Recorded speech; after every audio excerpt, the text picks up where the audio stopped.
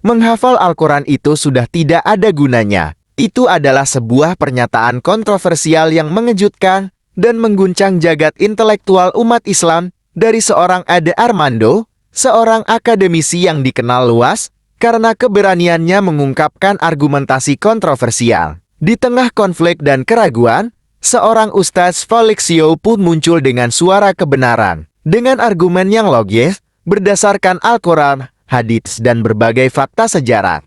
Ustadz Felixio berhasil meruntuhkan pondasi argumentasi seorang Ade Armando hingga membuatnya diam tidak bisa berkata-kata. Mari simak video ini hingga selesai agar kamu tidak gagal paham. Dan jangan lupa tulis apa komentarmu tentang pernyataan kontroversial ini. Tidak perlu lagi ada banyak penghafal Al-Quran di era digital ini. Saat ini kalau ada yang bertanya soal sebuah ayat spesifik di dalam Al-Quran, ya dia bisa saja mencari di Quran digital yang mungkin terekam dalam smartphone-nya. Ya nggak perlu ayat-ayatnya sampai dihafal di luar kepala. Mereka yang belajar di perguruan tinggi Islam dan memperoleh gelar doktor, profesor, dan menjadi pengajar di sana, apa mereka hafal Al-Quran? Dijamin mayoritas tidak hafal. Jadi tidak ada hubungan antara menghafal dan memahami. Saya Muslim, tentu saja saya mencintai Al-Quran. Tapi menurut saya, menghafal Al-Quran adalah sebuah tradisi yang barangkali memang penting di masa awal Islam, tapi tidak lagi sekarang. Terus terang, saya itu akan senang kalau ada orang yang bisa meyakinkan saya bahwa di masa ini umat Islam atau masyarakat dunia masih memerlukan penghafal Al-Quran. Kalau MUI bisa menjelaskan kepada publik kenapa Indonesia butuh penghafal Al-Quran, tentu itu penting. Tapi kalau tidak, saya rasa saya akan tetap bertahan dengan pandangan saya bahwa di masa digital ini kita tidak membutuhkan penghafal Al-Quran. Maaf kalau pendapat saya ini tidak berkenan di hati Anda. Ayo gunakan akal sehat, karena hanya kalau kita gunakan akal sehat, kita akan selamat. Emang apa sih gunanya untuk menghafalkan Quran? Emang sepenting itu menghafalkan Quran?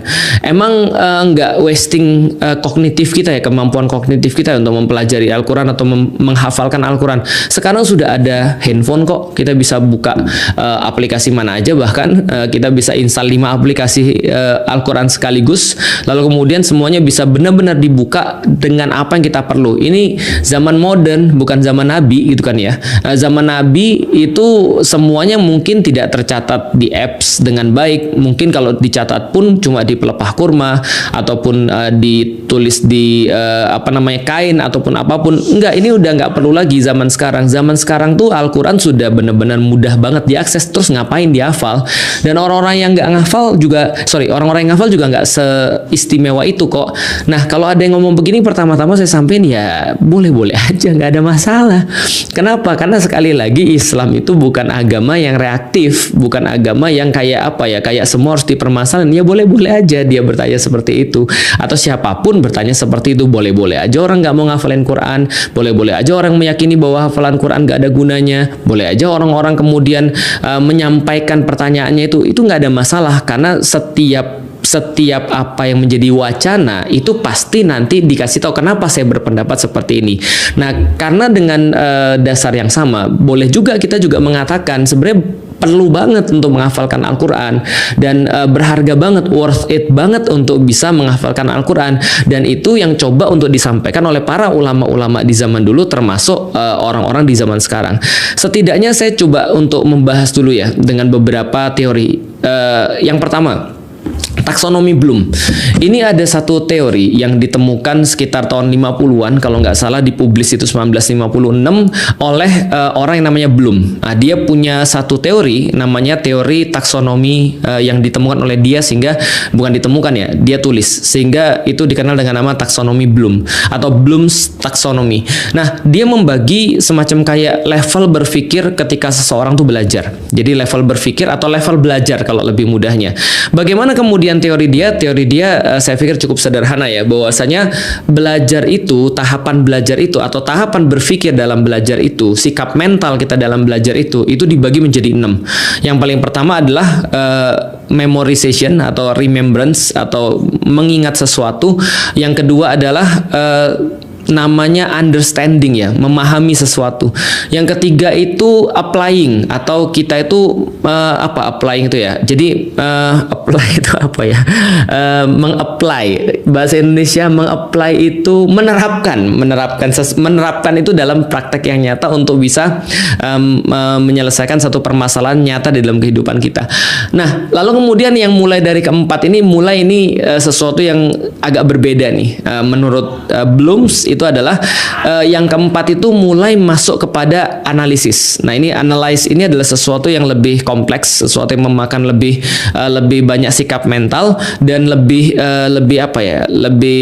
kayak bukan nyata gitu, bukan fisikal yang lebih diperlukan, tapi lebih kepada state of mind yang lebih tinggi. Nah, itu yang keempat. Yang kelima itu di atasnya lagi adalah evaluasi atau evaluating. Jadi mengevaluasi. Dan yang keenam adalah creating atau membuat sesuatu yang baru.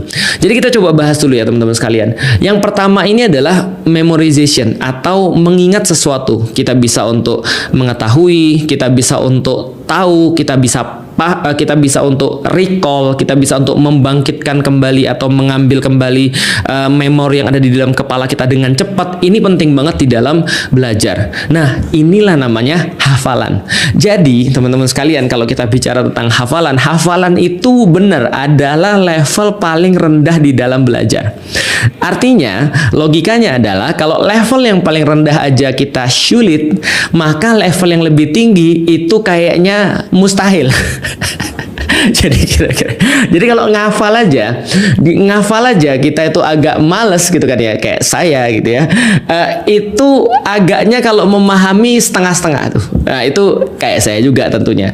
Nah, artinya kita harus tahu bahwasanya menghafal itu atau mengingat itu adalah level pertama di dalam belajar. Menurut teorinya Bloom tadi ya, bahwasanya mengingat, membangkitkan kembali atau menarik kembali ingatan dari dalam benak kita, ini termasuk proses pembelajaran yang paling penting atau yang paling dasar. Jadi gini ceritanya teman-teman sekalian, kita juga nggak bisa bilang yang nggak penting ngafal tuh, yang penting tuh kita bisa memahami. Jadi gini brother dan sister sekalian, jadi gini bro, masalahnya adalah taksonomi Bloom itu seolah-olah adalah satu platform yang ketika atasnya itu mau dibangun, itu dibangun betul karena platform yang bawah sudah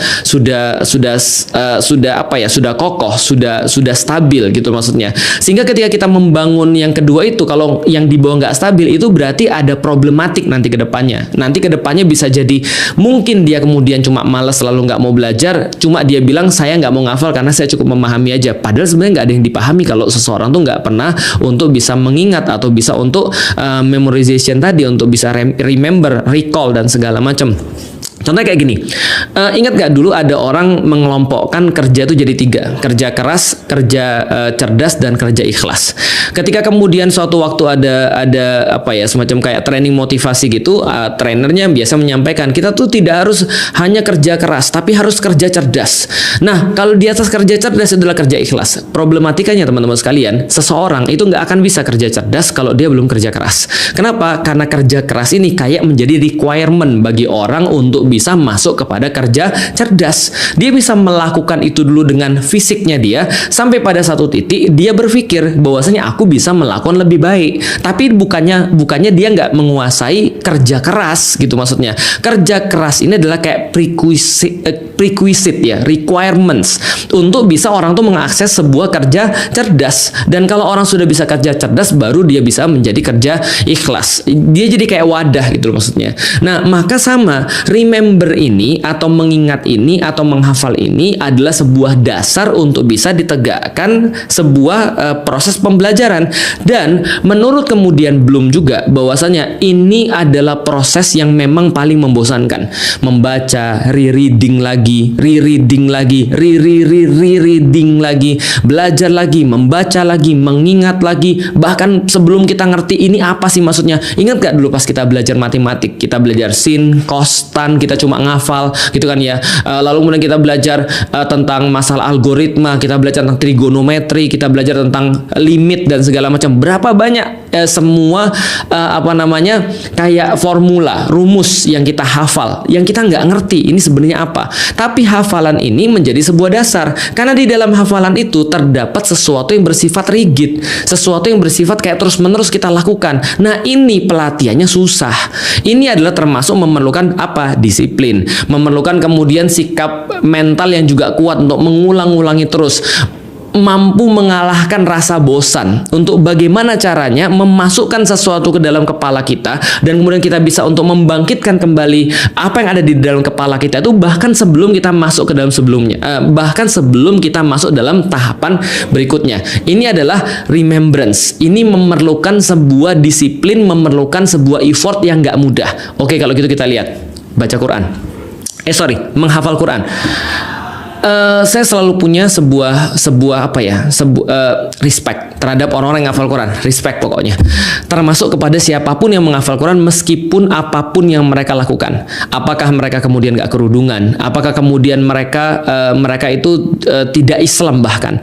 Atau bahkan mereka itu masih banyak maksiat? Atau bahkan mereka itu ngafal tanpa tahu apa yang dihafalin? Saya tetap respect. Apa yang saya respect? Yang saya respect adalah maunya dia, atau kemauan dia yang besar, atau usaha dia yang melibatkan terus-menerus mengulang. Karena yang namanya menghafal itu punya rumus mengulang-ulang. Itu sudah pasti ngulang-ulang. Misal contoh, aku pernah lihat, pernah dengar ada seorang hafiz ngajarin orang kemudian untuk menghafal Quran. Itu caranya adalah 7 kali dibaca sehari, dan setiap kali baca itu diulang 14 kali. Ada yang diulang 40 kali sampai kemudian itu masuk ke dalam dada, sampai kemudian itu benar-benar menjadi otomatis kemudian kita hafalkan. Minimal aku benar-benar respect pada usaha mereka, efforts mereka. Sama kayak ketika kita, jadi gini ya, ini bukannya nunjukin apapun ya, tapi aku kan baru karena kemarin problematika pinggang sih, aku baru belajar untuk angkat beban. Dan ketika aku baru belajar untuk angkat beban dan ketemu orang yang badannya udah jadi, respect bro. Kenapa? Nggak peduli siapapun Anda, agama apapun Anda, atau Anda mau sekolah apapun, tapi kalau Anda badannya jadi, itu berarti pasti bukan dari lahir. Orang bisa kaya dari lahir, orang bisa punya jabatan karena bapaknya, tapi nggak ada orang yang punya badan bagus jadi gitu kan ya, badannya mekar gitu kan ya, tricepsnya jadi, bicepsnya jadi, badan kemudian otot dadanya jadi tanpa ada kerja keras. Kebayang tuh dia ngalahin kemudian keinginannya untuk mager, tidur, nontonin Instagram, atau misalnya dia nontonin TV, ngelihat makanan ngiler, dia tetap nggak makan, dia rutin pergi ke gym, bayar gymnya, semua itu bikin saya respect bro. Artinya adalah apa? Itu sama respect kita ketika kita juga ngelihat orang S3 atau dia doktoral dari satu universitas yang terkenal lah, misalnya sulit, misalnya S3 UI, S3 ITB, S3 apalagi ITS, S3 IPB, S3 UGM dan segala macam. Kita respect. Kenapa? Karena kita kebayang effortnya itu seperti apa. Apalagi doktor dari Al-Azhar. Kita ngerti banget dan kita respect. Minimal kita respect karena effortnya. Ya karena kenapa ya? Ya by the way, aku belajar Quran, aku mencoba untuk menghafal Quran, aku mencoba untuk angkat beban, aku mencoba untuk belajar di kuliah, tapi tidak bisa sampai di titik mereka. Maka kita respect dengan mereka. Jadi artinya dari segi itu aja kita sudah bisa tahu bahwasanya ada kualifikasi yang sangat luar biasa baru pada fase pertama taksonomi belum ini.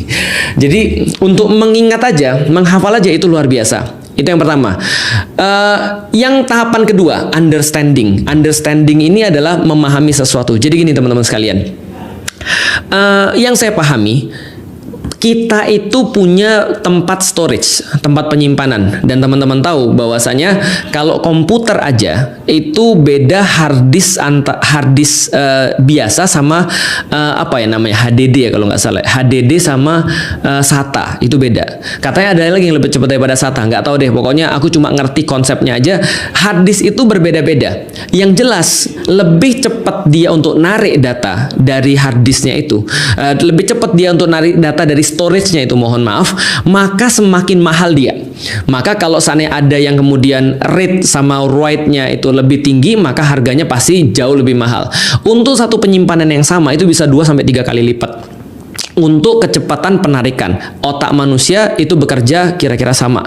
Kalau andaikan kita menganggap bahwasanya informasi-informasi yang kita simpan di dalam kepala kita itu kayak sebuah bahan makanan, maka makanan apa yang bisa kita buat atau makanan apa yang kita bisa masak tergantung bahan-bahan apa yang ada di dalam kulkas, bahan-bahan apa yang ada di dalam storage. Kalau bahannya cuma satu, ya berarti masakannya nggak terlalu akan banyak dibandingkan dengan orang yang punya bahan 15 atau bahan 20 atau 100 bahan. Dia bisa infinite resep yang bisa dia masak. Nah, understanding bekerja dengan cara seperti itu. Apa yang mau kita pahami kalau kita nggak tahu apa-apa?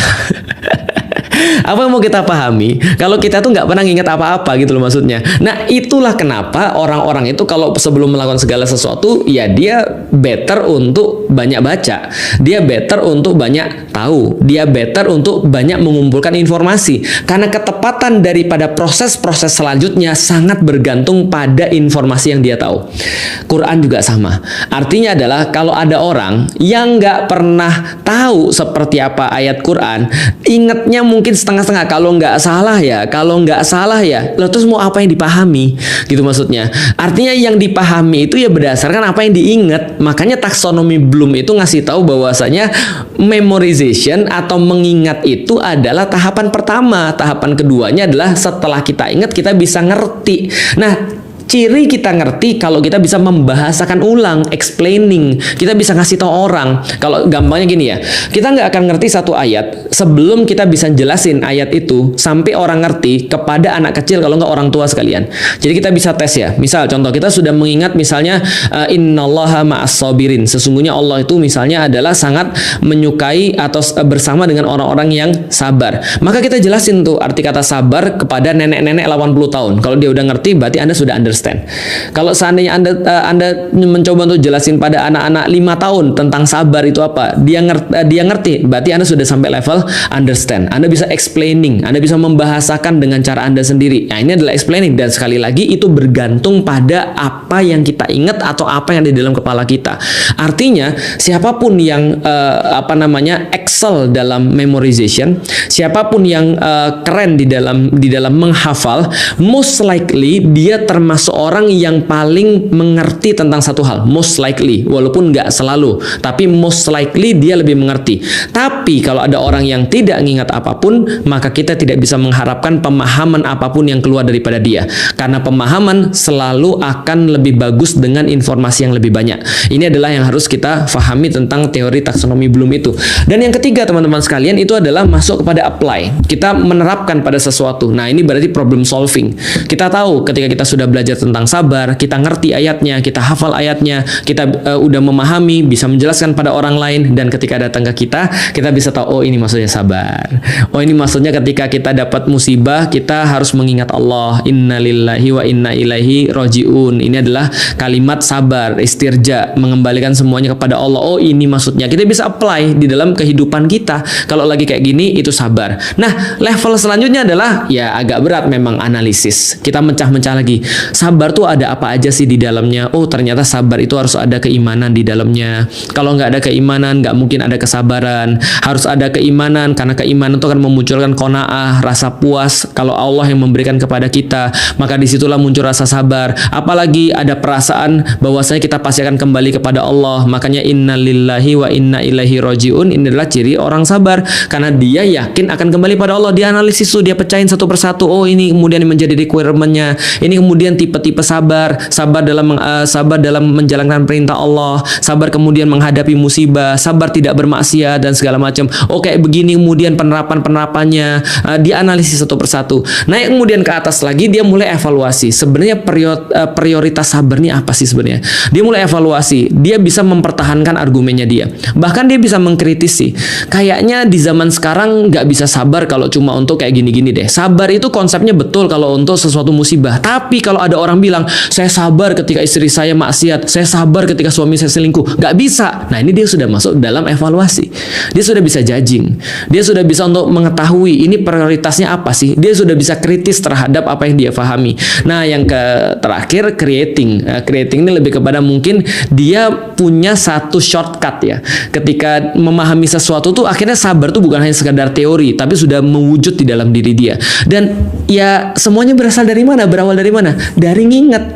Semuanya berawal daripada ingat ayat-ayatnya, ingat ayat-ayat tentang sabar. Makanya kalau kita lihat orang-orang yang kemudian mereka benar-benar bisa untuk meramu itu semua, mereka sudah bisa langsung nurunin. Nih, hadis-hadis tentang sabar, ada segini di dalam Bukhari, ada segini di dalam Muslim.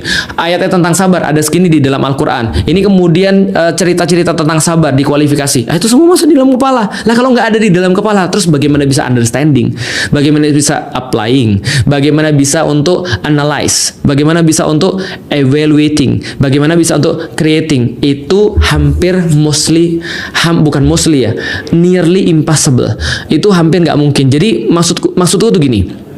Silakan aja kalau mau berkeyakinan apapun, tapi please jangan sampai kita itu justru merendahkan orang-orang yang mereka itu justru menganggap ini ada sesuatu yang sangat mulia.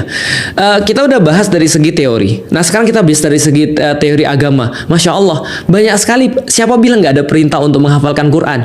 Bagaimana dengan hadis kemudian ketika Rasul nyampein bahwasanya bacalah Al-Quran dan naiklah, dan orang-orang akan berada di satu tempat. Ketika dia naik setiap baca Al-Quran, dia akan berada di tempat terakhir ayat yang dia baca.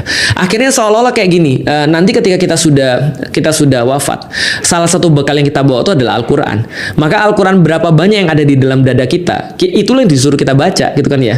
Maka kemudian dikatakan ya baca dan naiklah. Maka kemudian derajat kita nanti di akhirat, ya. Tapi ini bagi yang percaya, balik lagi ya. Tapi ya tentu nanti kita akan bahas kenapa kita percaya dengan agama. Nanti kita akan bahas, kita akan sampai ke situ. Tapi anggaplah orang udah percaya agama ya. Maka dia yakin bahwasanya ketika dia kembali pada Allah, Allah akan meminta dia untuk baca Quran, dan derajat dia di dalam surganya Allah, di dalam kemudian balasan Allah yang dia terima, balasan dari Allah yang dia terima pada dia, itu akan derajatnya ditentukan dari Al-Quran yang dia baca.